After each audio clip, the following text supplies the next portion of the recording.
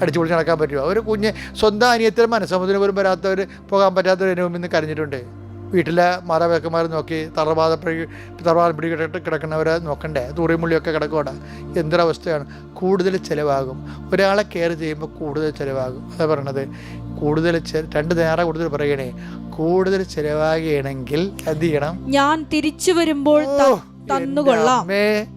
തിരിച്ചു വരുമെന്ന് ഒരാളെ പറഞ്ഞിട്ടുള്ളൂ. ഇവിടുത്തെ പ്രശ്നം അതല്ലേ. Marks, Engels, Solomon, Socrates, Pliny, Plato, അത്ര അണ്ണന്മാർ ഇവിടെ നടന്ന് ഒരെണ്ണം തിരിച്ചു വരത്തില്ല. എല്ലാം ചത്ത് മണ്ണോട് പണ്ട് തിരിച്ചു വരുന്ന ഒരാളെ പറഞ്ഞിട്ടുള്ളൂ. എന്തെങ്കിലും കൂടെ ചിലവാകണമെങ്കിൽ എൻ്റെ 2ാമത്തെ വരവിന് ഞാൻ റെക്ടിഫൈ ചെയ്യും. അപ്പോൾ ആരാണ് കടം?